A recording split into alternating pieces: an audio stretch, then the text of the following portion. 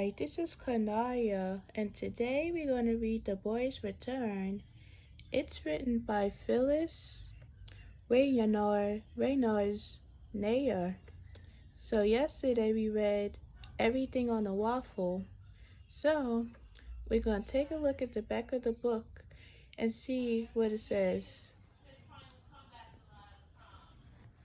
So it says, a spring break and the only assignment Wally Harford and Caroline Molly have to do something they had never done before. Once Wally hears the great news about the mighty Burnside brothers coming to stay for vacation, he's sure that will be a clinch. It will be non-stop action all the way. For starters, the 9 Burnside and Harford boys plan on scaring the 3 Molly sisters silly by convincing them that their house is haunted. Of course, the boys don't know that the girls are hard at work and plot their own special surprise welcome. Meanwhile, everyone in town knows there's a hungry culture on the prowl. When the kids decide to take a break from their tricks and join forces to catch the culture, guess who gets stuck with the scariest job? This will surely be something no one has ever done before. So it's 16 chapters long. So I checked it. So I will read I might go into sections. I might not be able to read the whole book for today. So I'll read chapters 1 through 4 today, and tomorrow I'll read chapters 5 through 8, and then so on. So let's open the book and see. So let's read what it says here. Praise for the boy's return. Readers will wish they could have this much fun with their neighbors and friends, and as with their previous books, the title can stand alone. School Library Journal. Another funny installment in the Sweet Natural series book list. So now you can get this book from Amazon. So Phyllis Reynolds is the author of more. So he's the author of the book. He wrote this book. He is the author of more than 100 books, including the Boys Battle series, The Boys Start the War, The Girls Get Even, The Boys Gets Girls, The Girls Revenge, A Traitor Among the Boys, A Spy Among the Girls, and The Boys Return. Nair was awarded an Newbery Medal for Shylon. She is also the author of Shylon Season and Saving Shylon. Phyllis Reynolds Nair lives in Bethesda, Maryland. Oh, gee. So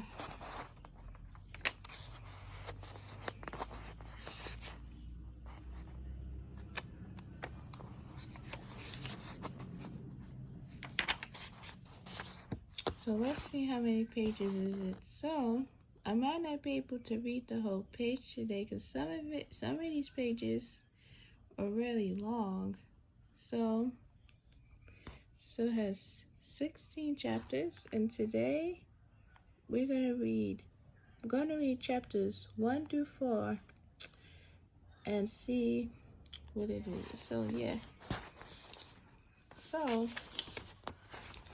on the left of the book, it has characters, like the cast of characters. Like, this looks similar to this. Like, if you look on the left, let me put this closer. So, if you look on the left of the book,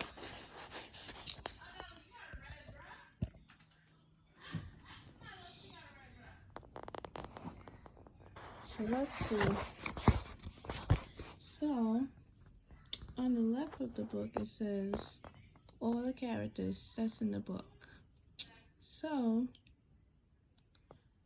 or before this, So, so it lists all the characters in the book, and so now this is what we're gonna learn today about all these characters. But so the characters might come up in the future. So, but for now, we're gonna start chapter 1, big news. So, let's see, chapter 1, big news. There was still a little snow on the ground, but the West Virginia sky seemed to have more blue than it had a mouth before, and the wind didn't bite the way it had in the depth of winter. The best thing about March, Wally Harford thought, was a spring vacation, a whole week free of Caroline. Marley poking his back with a pencil, or taking his neck with a ruler, or whispering Wally in his car. Do we still have to hang around with them even when we're on vacation next week? He asked. He and his brother stopped on the sidewalk in front of their house and waited for the 3 Molly guards to cross the swinging bridge. So, at least next week is they're on vacation next week. So, ever since Ike Carver had been spotted in the neighborhood, the Hartford boys and the Molly girls had been told to stay together when outside. Wally's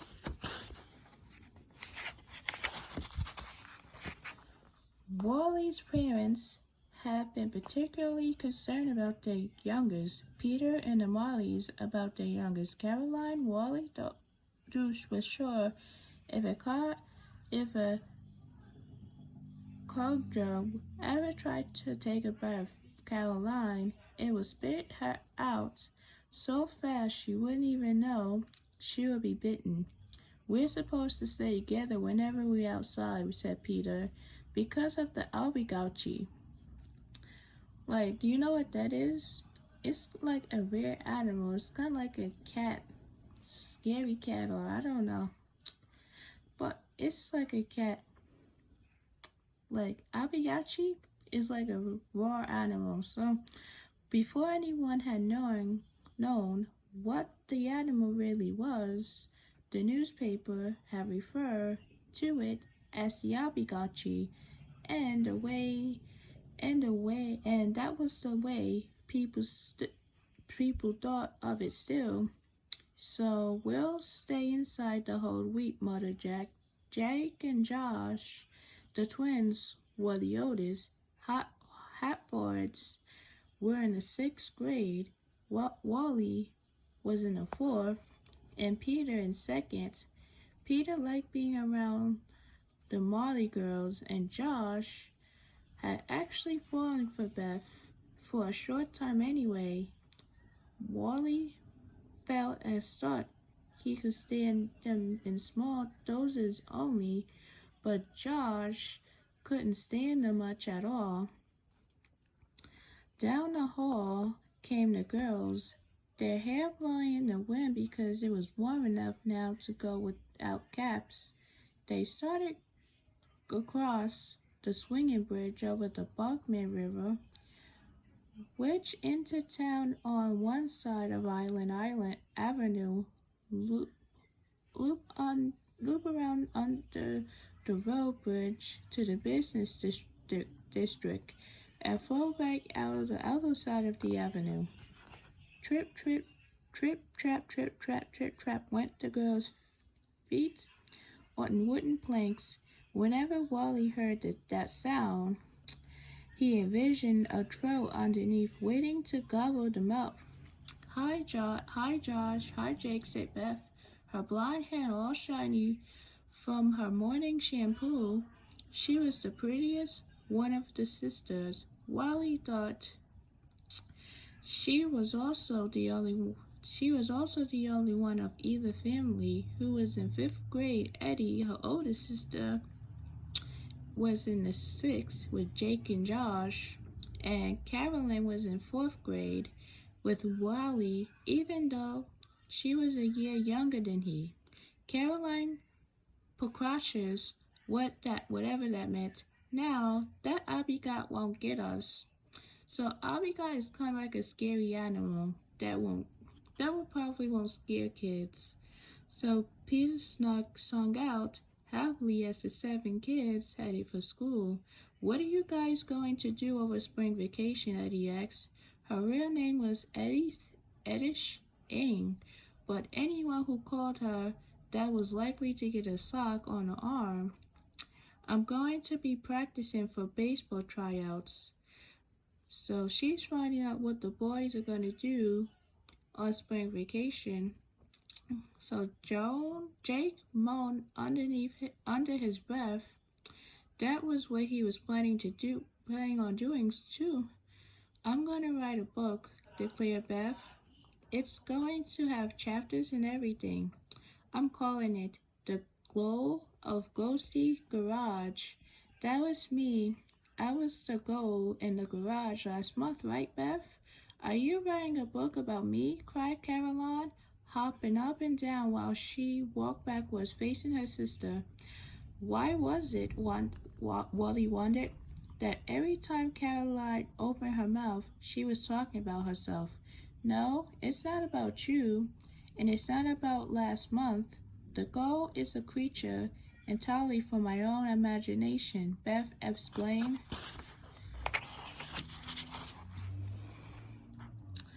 I could draw the pictures for you, Josh offered. Perfect, said Beth. Everyone knew that Josh was the best artist in the school, and I could color them for you, said Peter. Then that left Wally and Caroline. I'm going to practice my voices, said Caroline, who wanted to be an actress. She was still walking backwards and glancing around from time to time so she wouldn't bump into anything. What voices are those? Laughed Jake. Donald Duck, Mickey Mouse, Tweety Bird. So it's kind of like voice acting almost.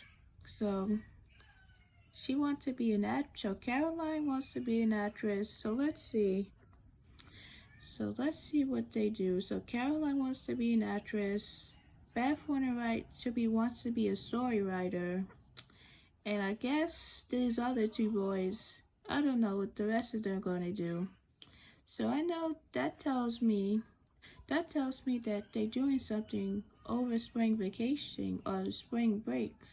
So even though if you read the story, that should tell you what each character is doing or wants to do to keep themselves occupied. So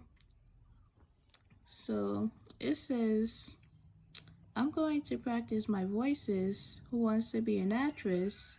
She was still walking backwards and glanced around from time to time so she wouldn't bump into anything. What voices are those? Laughed Jake. Donald Duck, Mickey Mouse, Tweety Bird. Caroline gave him a hearty look. I'm going to practice reading Tom Sawyer out loud, and I'll be all the characters myself. Tom Sawyer, Huckleberry Flynn, Becky Decker, Aunt Polly, and Janjo, and suddenly her left foot went off the curve and she trembled into the street. The boys got fooled, but Caroline was laughing too as she picked herself up. Laughing at her wasn't much fun. Wally realized if Caroline didn't throw her usual fit. So let's see. Once inside the school, they all headed for their own classroom, and Wally took his assignment desk in the front now, right smack in front of Caroline. So I'm back, guys. So now I'm back here now. So once inside the school, they all headed for their own classroom, and Wally took his assignment desk in the front row, right smack in front of the Caroline. Well, class, said Mrs. Applebum, Let me tell you what I want you to do over spring vacation so you could be thinking about it. Alomo ran around the room. The last thing Wally Hatford wanted to hear was that he has that he had to have homework during vacation. Now, who wants to do homework over spring vac? I know nobody wants to do homework over spring vacation, but that teacher wants them to do an assignment over the next week during vacation. It's not as bad as all of that, said your teacher. I want you to try something you have never done before, and you decide what that will be.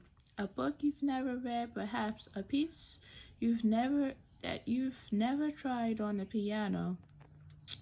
So they just want them to do something different, like try to do something that you have never done before in your daily life. So maybe you'll learn to rollerblade or play the drums or fly a kite or make a cake. Be an adventure. Try something new and tell us about it when you come back. So it's always good to do something different once in a while and just try it out and then see what you can do. See? So now that was the kind of assignment Wally liked. Smiles travel around the room. All right, Wally said, grinning, and Miss Applebum smiled. You sound as though you already know what you want to do, Wally, she said. Sure, he thought. Eat an entire half a gallon of self-fetch ice cream all by himself. Stay up until 1 in the morning watching Batman Reruns. Put a muzzle on Caroline, Wally. But he said was not really. What Wally liked to do most was absolutely nothing. Nothing as far as anyone else could see, that is. But a lot was going on inside his head all the while.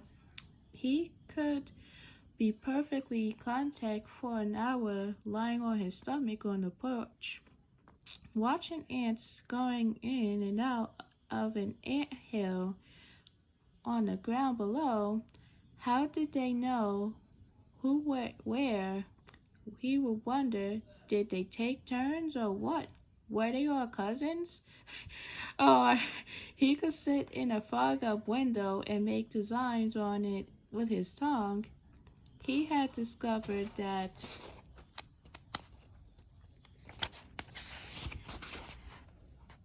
if he licked off little round holes in the fog and connected them in just the right way, it would look like a bear's paw print. But always, just when he was having the most fun, somebody would come along and said, "What are you doing, you dorks?" And "Hey, Mom, Wally's sitting here licking the window," and then he have to get up and act busy. No, if Wally had his way, he would spend spring vacations doing nothing whatsoever. When the boys got home from school that day, after leaving the girls at the bridge, they gathered in the kitchen as usual for a snack. They were passing around the cheese crackers and peanut butter when the phone rings. Their mother, of course, she always called from the hardware store to be sure that they never gotten home okay, and that there wasn't an axe murder waiting to kill them. "Hi, Mom," said Wally, his mouth full of crackers. "Everything's fine." "Well, that's good, because I have some interesting news," said Miss Hatford. Wally could hear customers' voices in the background and the sounds of someone pouring nails into the measuring scoop on the scale. "We're having pizza for dinner?" Wally guessed. Better than pizza." "Well," Wally said. Jake, Josh, and Peter stopped chewing and began watching their brother's face. "A new car?" Wally guessed. "Even better than that," said his mother. "So I got a phone call from his Ben son today, and they're coming to spend spring vacations in Buckman." Wow, that was great news. That's good news. What? Yeah, Wally? And the Brinsons yelled Drake and Jaws. They're coming back for spring vacation. Wally told his brothers, and the kitchen erupted in cheers. Jake grabbed the phone out of Wally's hand. Are they moving back here? He held the phone away from his ear so so they can all hear what their mother was saying. We don't know yet. Mr. Ben said he's going to talk to the college about it. Are they staying with us? Yelled Josh. So the girls just was in college, going to come to spend a vacation with the boys. So Mr. and Mrs. Benson are staying at a motel, but I said the boys, but I said the boys will bunk with us. More cheers. I have to go. I have a customer. I have to go. I have a customer. Miss Hatford said, "Be good, and we'll talk some more when I get home." But But there was already a parade in progress. Jake went on marching around the kitchen like a prize fighter, fish in the air. Peter followed, banging a knife against the peanut butter jar. Josh did a little dance of joy, and Wally just stood there, a silly grin on his face. So their mother called the boys and said the girls are staying will spend a vacation with them. So yes.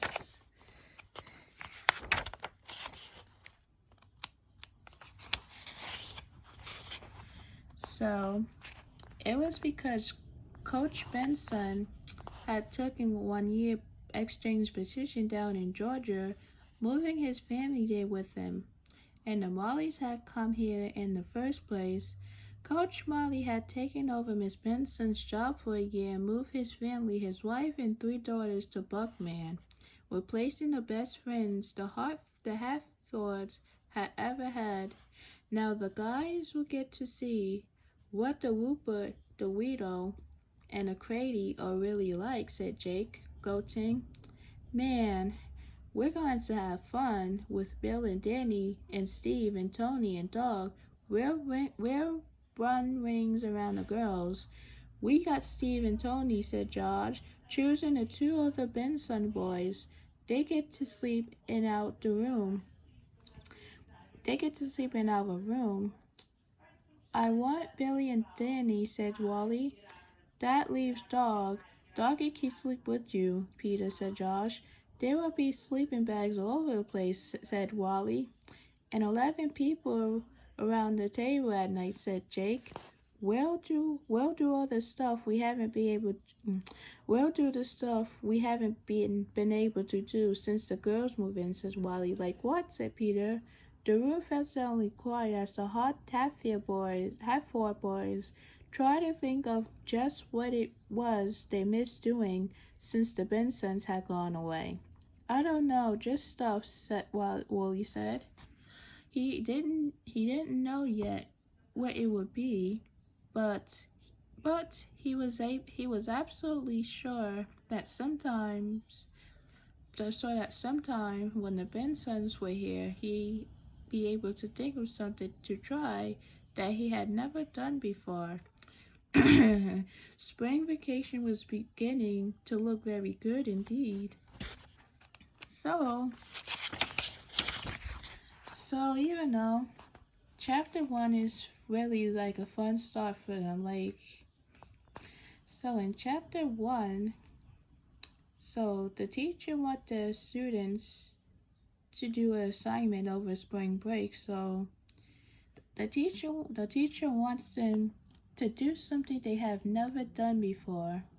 So when they got home from school, the mom called that the girls were spending the night at their house these girls were spending at their house for a spring break or whatever. So let's see what their plans are for this.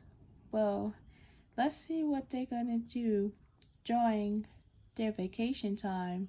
And let's see what this is. Chapter 2. Home. Chapter 2. Home decorating. So let's see what this is.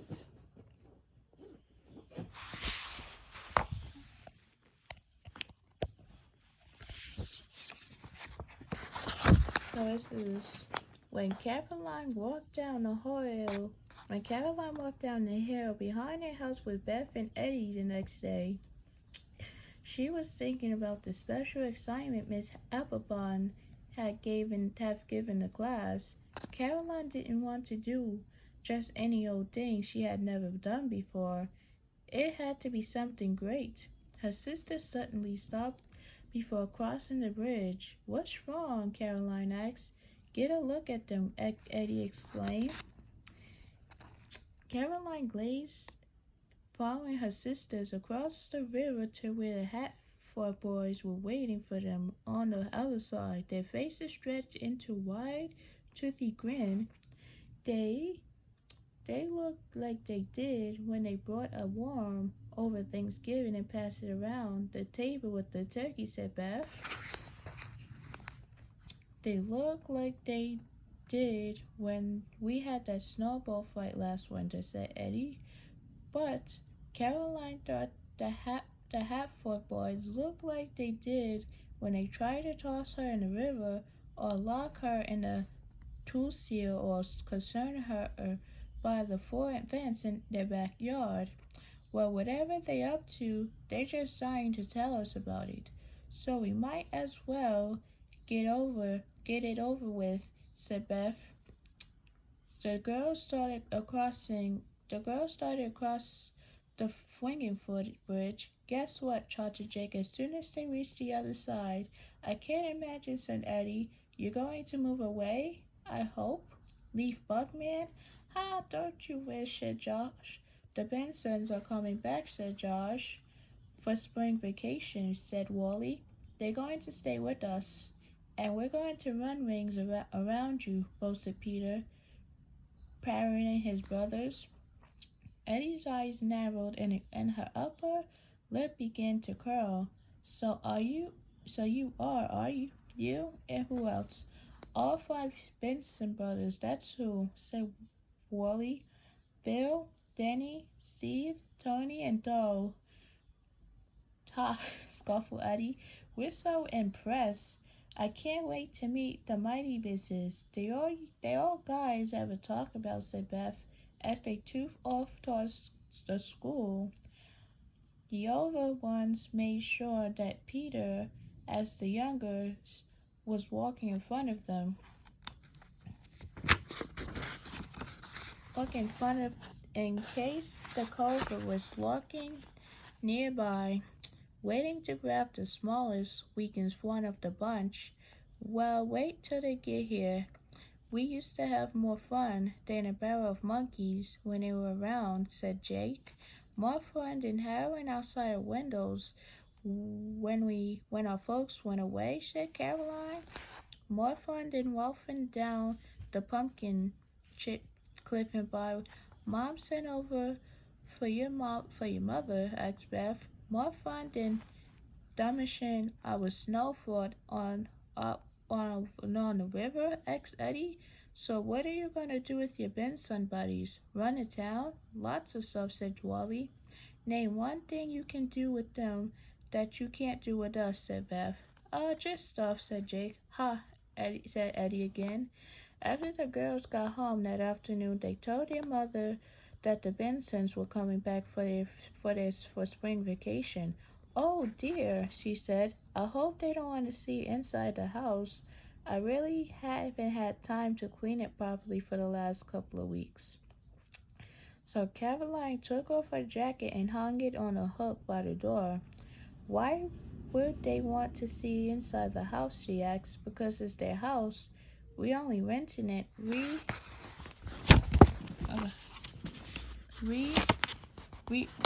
only renting it, remember?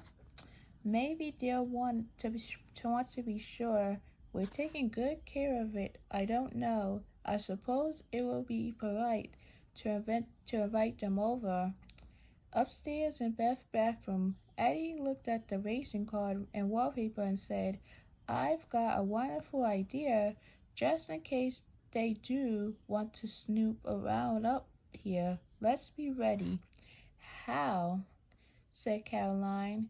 You know what those guys are afraid of most. I'll bet.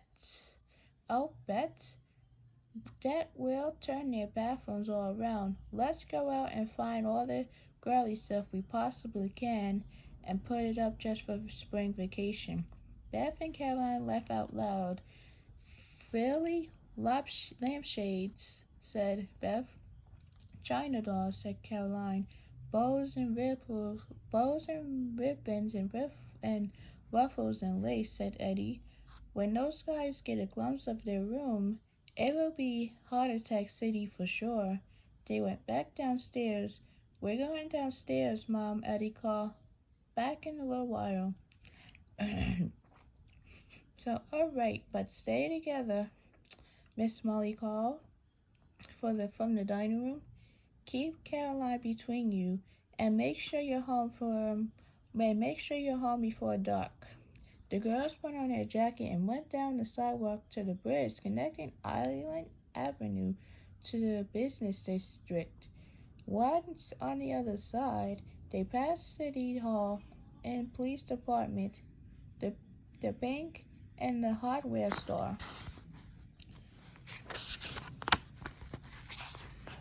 And continued past the Dairy Queen. They opened the door to the wallpaper store. Eddie did the talking. Do you have any leftover pieces of wallpaper we can buy that won't cost very much? She asked the owner. Well, not enough to paper a room. I'm afraid, the man said. Just odd pieces. What are you looking for exactly? Something to go in the girls' bedroom, Eddie told him. Look in that barrel back there by the stockroom, the owner said, pointed. You look into any you find in there at $1 a roll. The girls found a barrel with an odd assortment of wallpaper rolls sticking out the top. Ballet slippers, said Beth, unrolling one of them.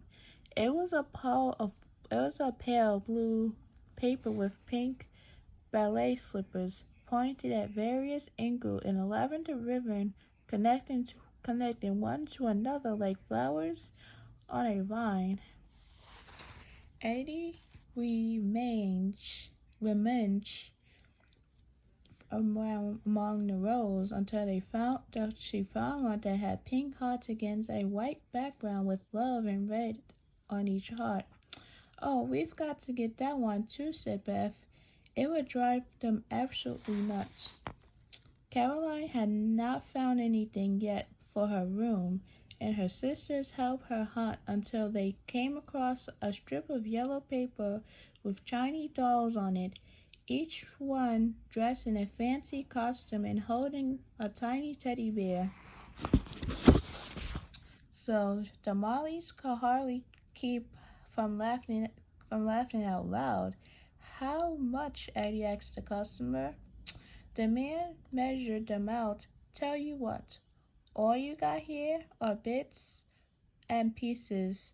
What if I said $1 would cover the lot? Sold, said Eddie. Next stop was the dollar store. They found several bushel boxes of marked down merchandise, a little soiled, a little worn, but good enough for their purpose. They spent $3.50 on ribbon, lace, bows, hearts, sparkles, and spangles and beads.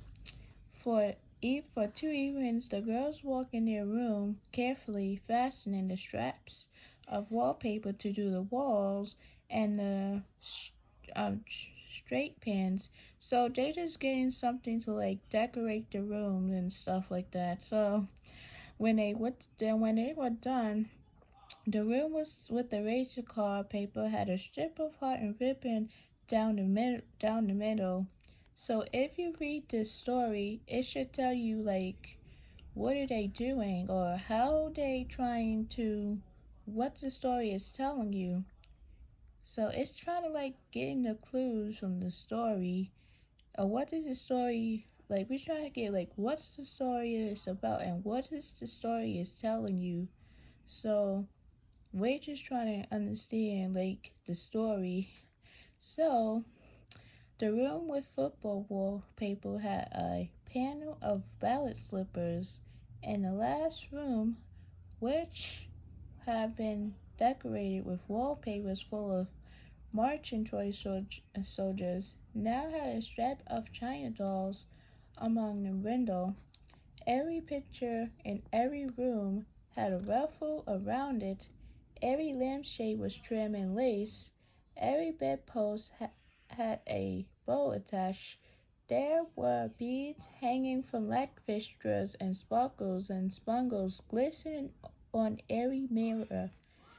The girls went from room to room admiring their handiwork.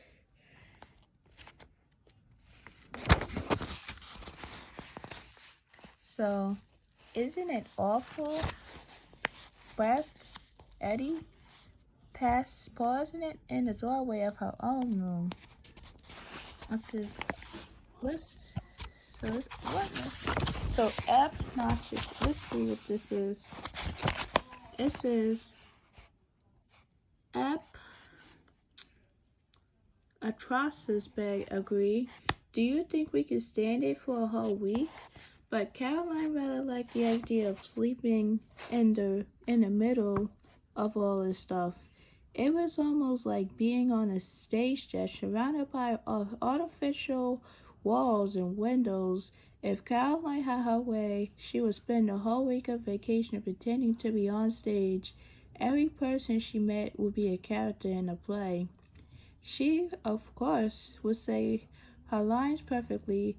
How do you do, Miss Hatford?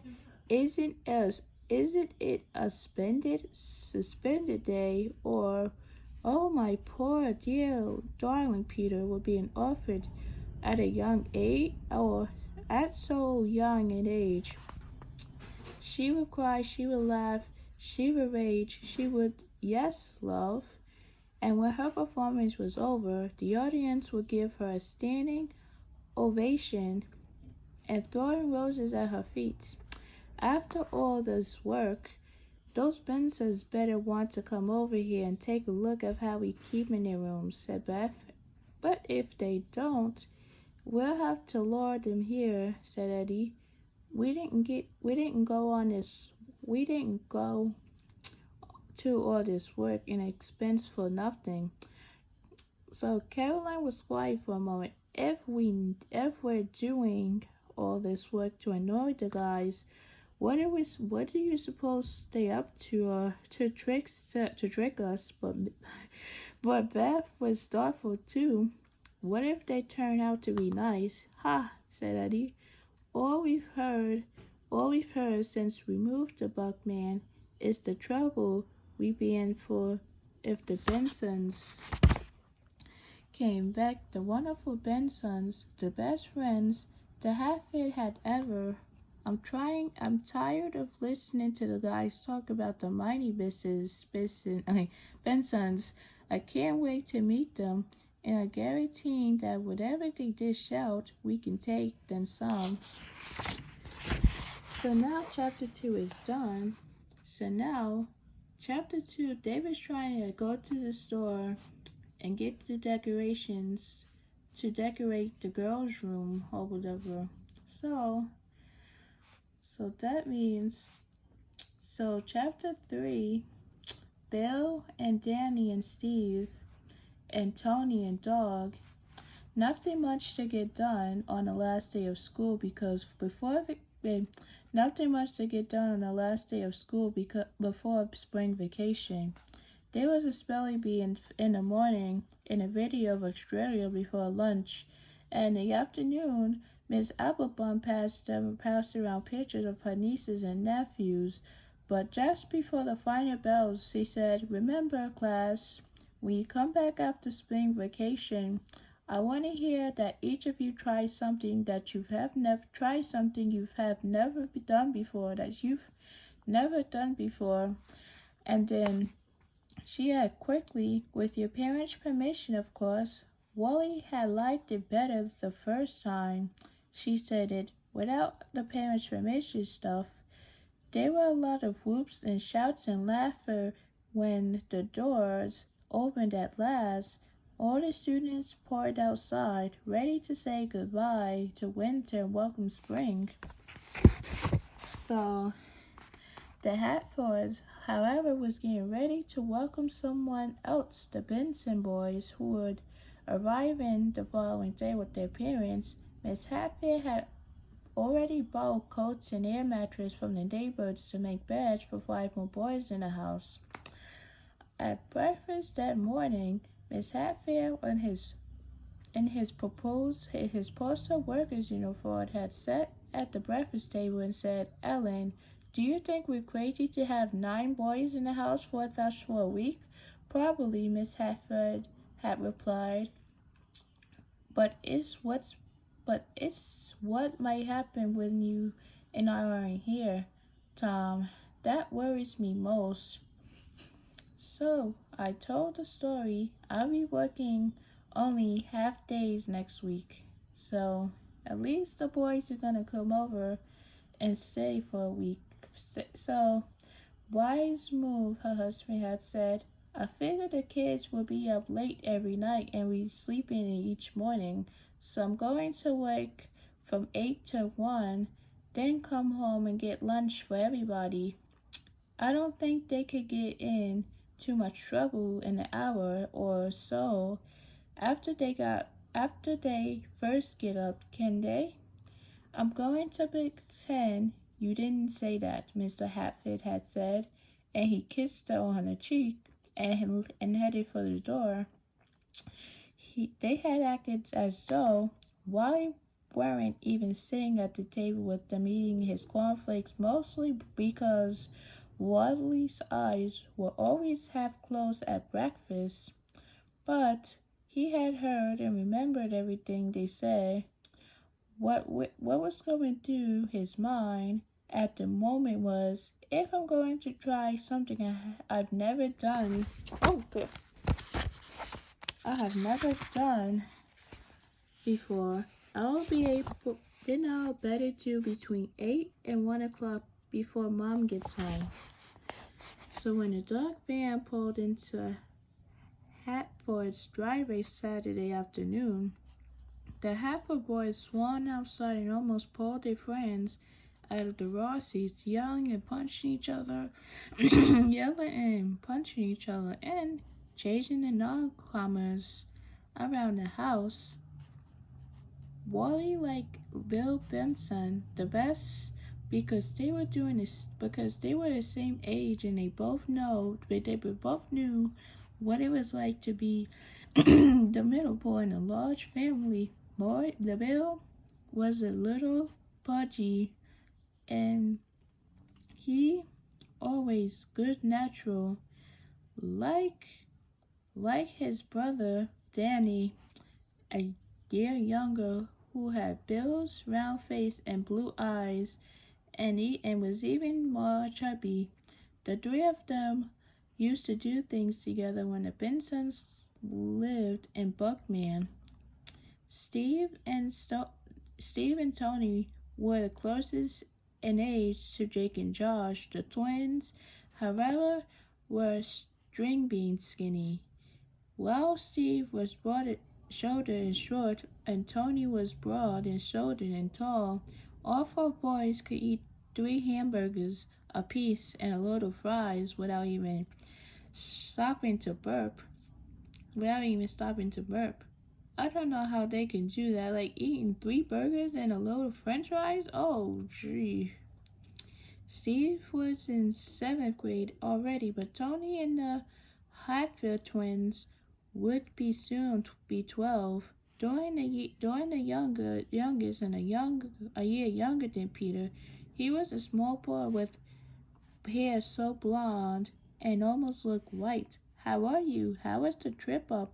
said Miss Hatford, embracing Miss Benson while the 2 men shook hands. "Well, it's good to be out of the van," Mrs. Benson said. Hat and I will be going on a motel later, but we thought we'll stay a little while to chat and help the boys get settled. You're certainly staying for dinner, Miss Hatford. Well, that would be lovely, Miss Benson said. You know what I would like? You know what I would love? What you know you know what I would really like to do? Stroll over to our house and see how it looks. Well, you're in luck, Shirley, because Jean Marley just called this morning and invited us all to tea. To tea. Let's see.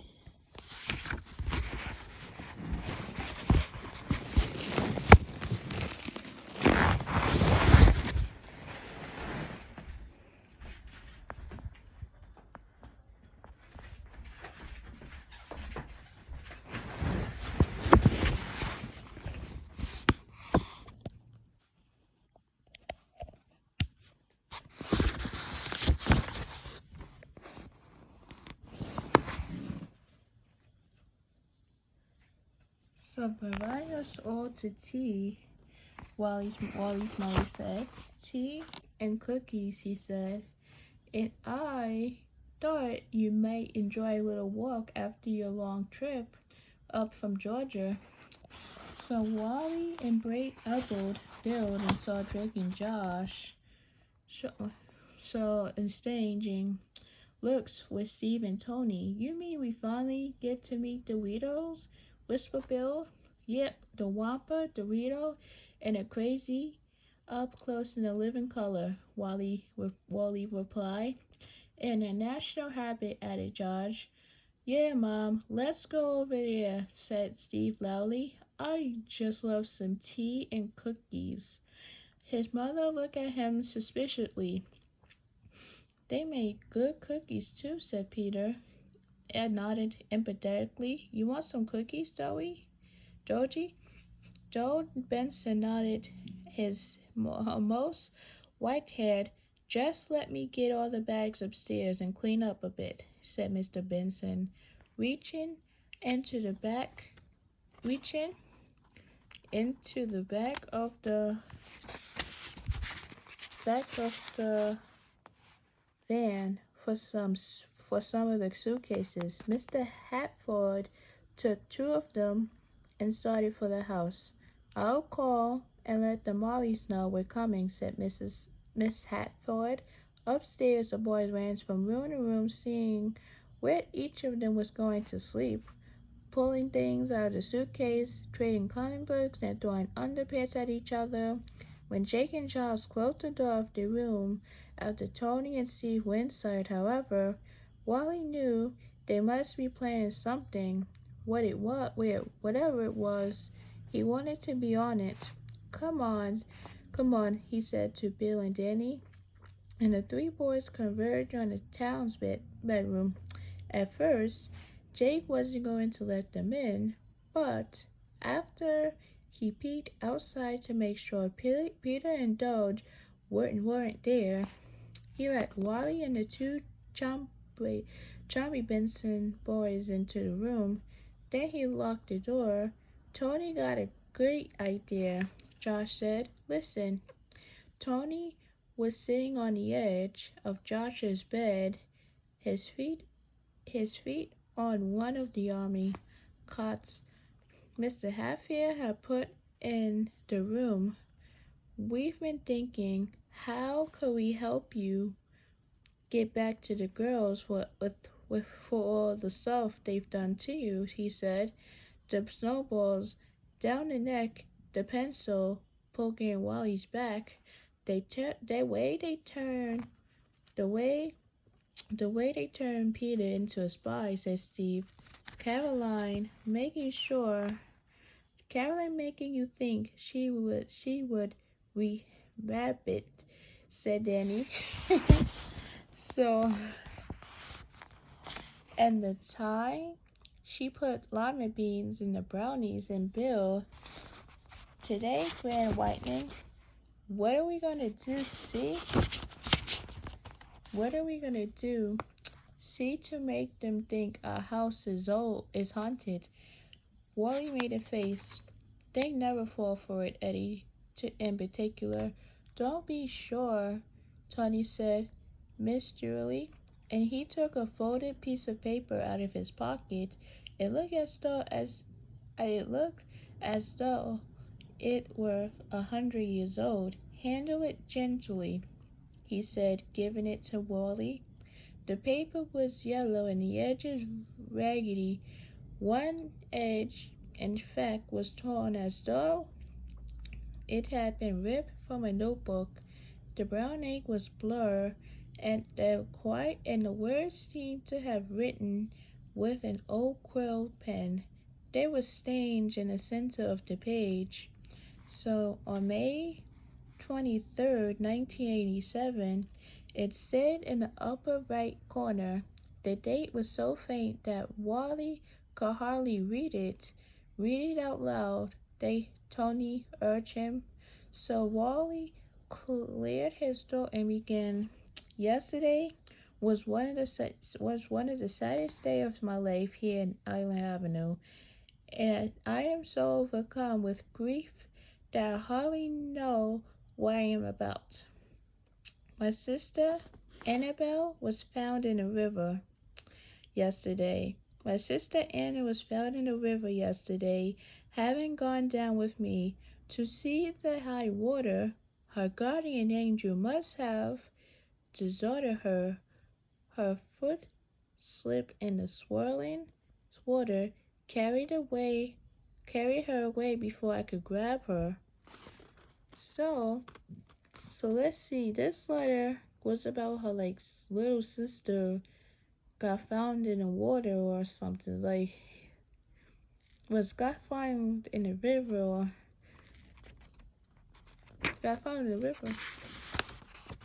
So let's see. Let's read the rest of the mail. So, the look on her face as she cried out to me has burned in his imagine on my heart. I ran along the river bank as far as the river's bridge, screaming as I went, but no one came time in the winter, and the water carried her under. She was found later on the other side of Island Avenue, orange in the brush along shore. Her body lies in a parlor now, as neighborhoods come to call. I can't on her head and feet, and my eyes are so swollen from crying. I durst not let them see me. But, strangest of all, I know Annabelle is with me yet, for when we used to lie together in our bed of a morning, we would sometimes amuse ourselves by each in turn rapping out a rhythm of an unnamed song on the wall behind our heads, the other to guess what song it might be. And late last night, after our body was laid out in the black dress and the lace collar, I went to my room and was started to hear the trap of a song I know well, and my blood ran cold to hear it. I'll take you home again, Kathleen. She used to trap out that song for me to guess, my own name being Catherine, and it pleased so much, but it pleases me no more, for I can only guess that because I could not save her, she would come again in the night for me to make me with her. Till Wally stared hard at the pieces of paper after he finished reading, and then at Tony, Jake, and Josh were staring too, their lips parting, eyes huge. Where did you find out? Jake asked. In the Wharf room where we used to live, where the Marleys are now. Of course, said Tony. What? You never told us about it. Just because it never happened, Tony said. because trying hard it seemed not to smile. What? Said Josh. Steve and Tony burst into laughter, and Tony had to explain, I got a kit for my birthday that will make any piece of paper look old. But wait, it got ink and a quilt pen, and when you write something, you brush this kind of liquid over the paper and stick it in the oven for 10 minutes and it turns yellow and spots appeared.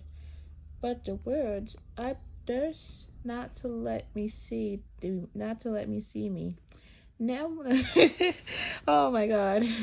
But the words, I thirst not to let them see me. No one talks like that anymore, Tony. How could you make that up? How? I know I copied it out of a book and changed the words around a little, adding Island Avenue for something. How did you come up with the title of that song, asked Wally. I don't know I don't know what this means. Like, how somebody will make up a word, like, I don't know.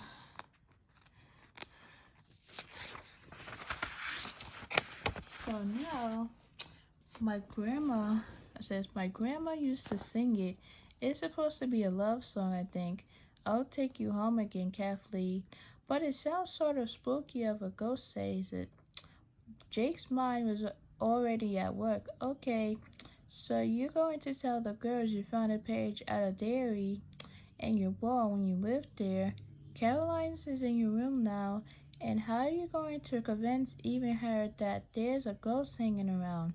I've got it all figured out, said Tony and his brothers grinned. So, I think he found this letter in his room saying that his sister, like this letter was saying like her sister was found in a river and how her grandma used to make this song like I'll Take You Home Again by Kathleen something. I have no clue. Like, what is this even? What is even saying? Like,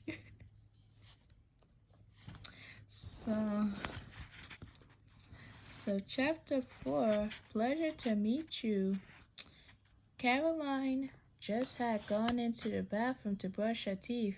The Hatfords were bringing the Bensons to tea in half an hour when she heard a startled shriek from the halfway. She realized she had not shut her bathroom door after her, and now it was too late. She stuck her head out of the bathroom doorway. Miss Molly was standing with her head over her mouth, staring into Caroline's bathroom.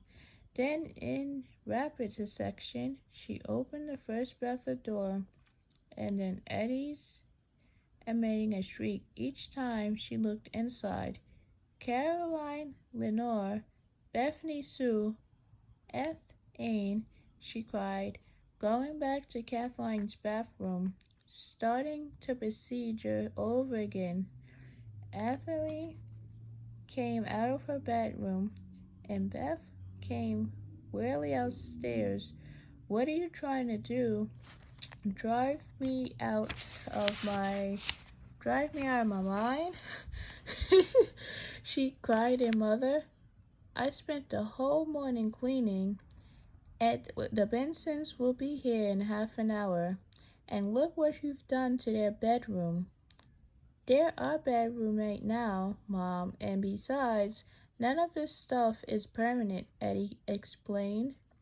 Coach Molly came upstairs and put on his shoes. He tried not to smile as he looked where his wife was pointing and took the lampshades, the ruffles, and the beads, the wallpaper. Take this stuff down this minute, Miss Wally ordered. Mother, they're our rooms, Beth protested. Miss Molly turned helplessly towards her husband. They did this on purpose just to annoy these boys, he said. Now Mr. Molly couldn't hold back his smile. Well, I say they're going to see very well, but it's only a joke, Jean. And Eddie said all this stuff can come down. It's not glued on. You did promise them when we move here they can decorate their rooms any way they want it, you know.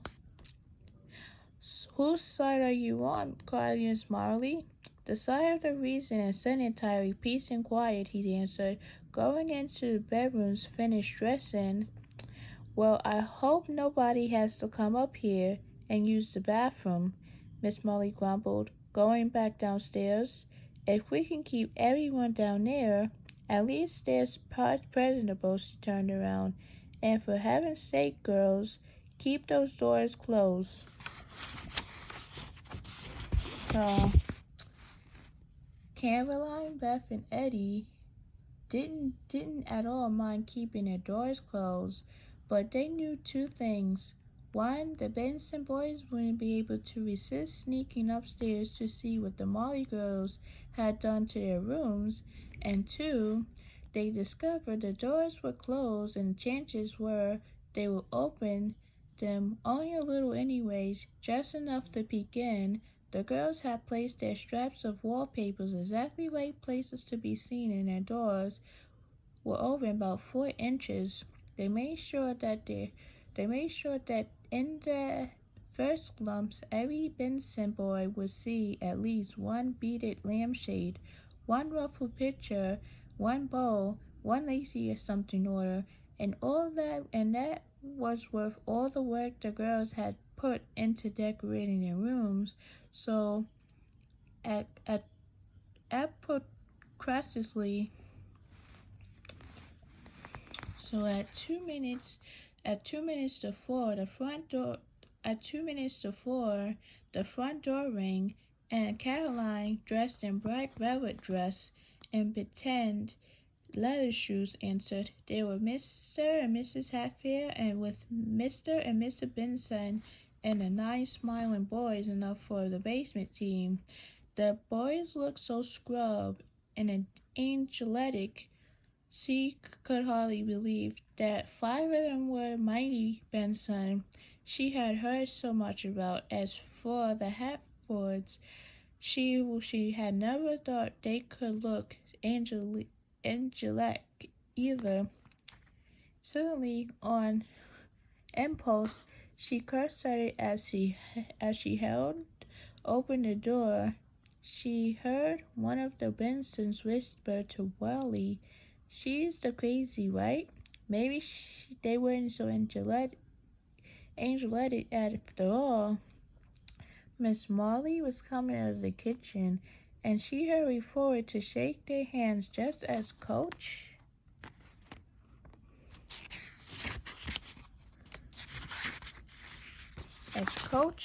Marley came in the back door with 2 more legs for the fire. "We're so glad that you could come over," she said. "We certainly enjoying this house, and we thought you might like to have some tea in familiar surroundings." "How good of you to invite us, Miss Benson." As the girls further took their coats, Mr. Hatfield made the introduction. They finally came over to the girls' house. They all sat permanently around the living room, talking about the winter in Georgia and college football, when Caroline and her sisters went out to the kitchen to get the little cakes and sandwiches their mother had prepared. None of them can quite believe how polite and sincere the 9 boys seemed, except for referring to her as the crazy, which may have been Wally's doing. Caroline said the Benson were perfectly gentlemen and cute, said Beth. "Especially Steve," said Eddie. "Oh, I like Tony," said Beth. "But Danny's got the bluest eyes." "Well, if I had to choose, I'll take Bill," said Caroline. "If Dogie so sweet," said Beth. "He and Peter make a pair, don't they? I bet those Hatfields made up half that stuff they told us about the Bensons and all the things they did with them and how they were going to run things around us when they came back for a spring vacation. That was just talk. That's all it was. Yeah, but we don't really know them. Anyone can look angelic for an hour or so, said Eddie.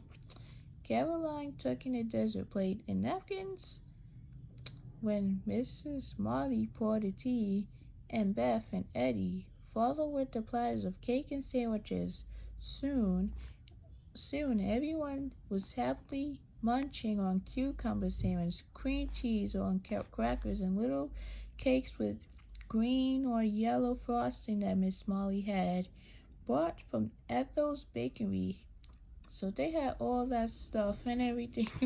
The most astounding thing was how rapidly the food was disappearing. Nothing, never, never having bad sons.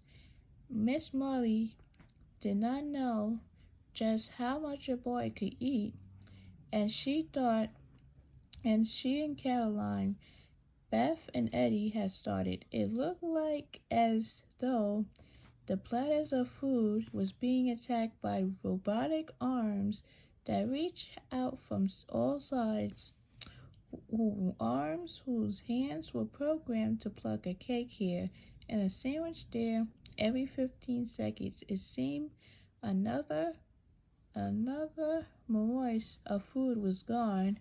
Miss Molly quickly excused herself and hurried out to the kitchen, followed by the girls. They must be starving. They can't have eaten all day, she whispered. That's the way. Let's see. That's the way the guys eat, Mom. Eddie told her. You better eat. You better make some more. You better make some more. Well, out came the cucumbers and Oliver, the cream cheese and the bread. Miss Molly opened the refrigerator wide and put jars of this, and that was on the table, and that's on the table. Beth cut the crust off a new loaf of bread, sliced each piece diagonally, and smeared cream cheese or mayonnaise on every one. Let's see.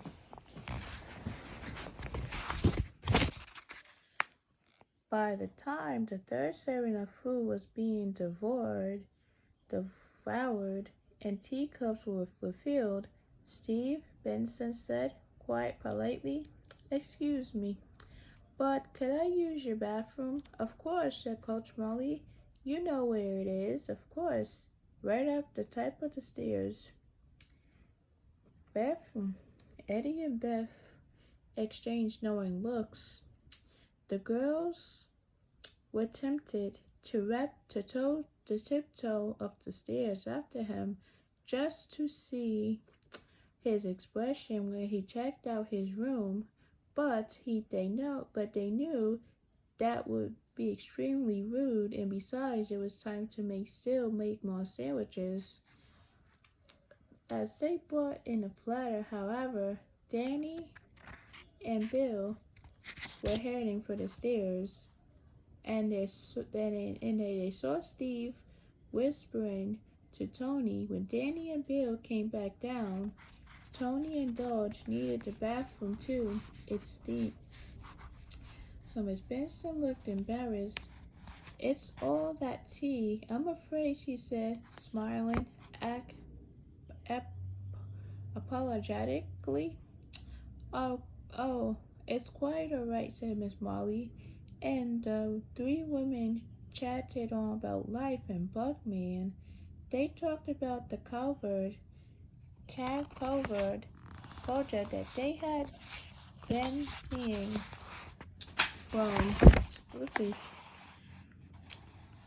from time to time and what pie was being offered at Ethel's Bakery that month.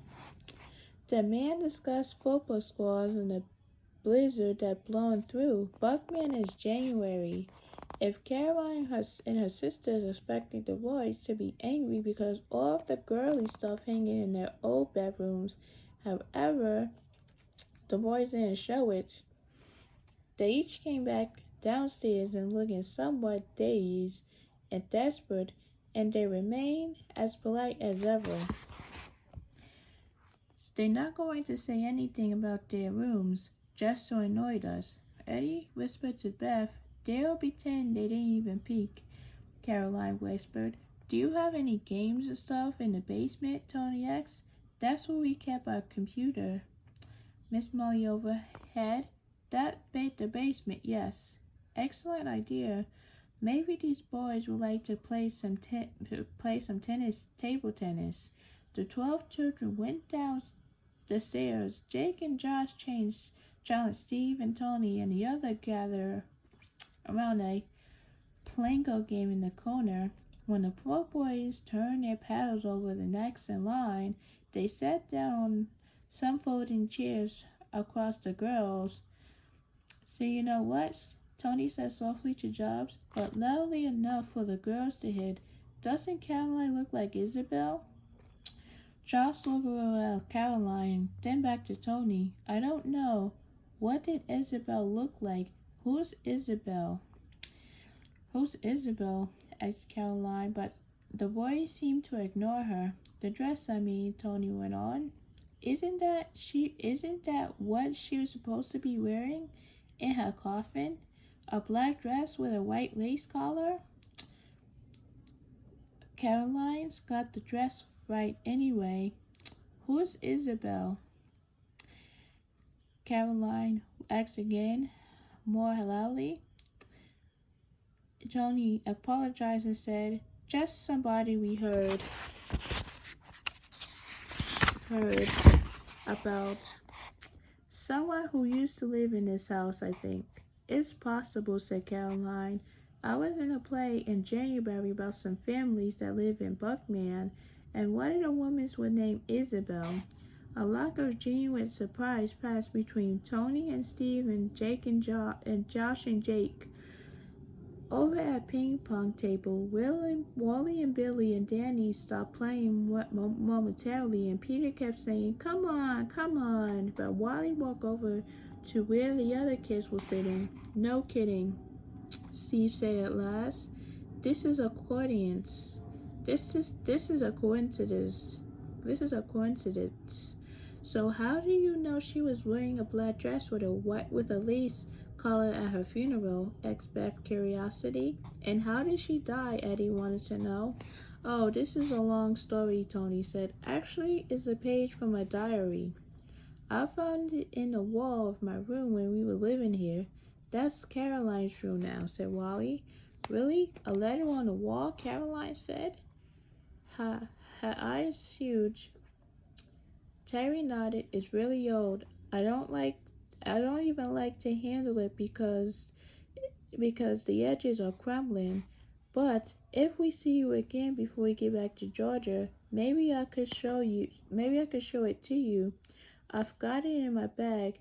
But how did she die? Eddie persisted. She drowned, said Steve. But really tragic. And there's a sort of, a mystery about it. What? Cried Caroline, Beth and Eddie together. Tony nodded. Peter and Doge, who were the only ones left at ping pong tables. Better not talk about it here, he said. We'll show you the page sometime. So I'm gonna stop here, guys. This is chapter 5, but I'll read it tomorrow. So now we're gonna read chapter 5 tomorrow. So back to chapter. So I'm going to explain everything that goes on in chapter 4. Chapter 4. Let's see.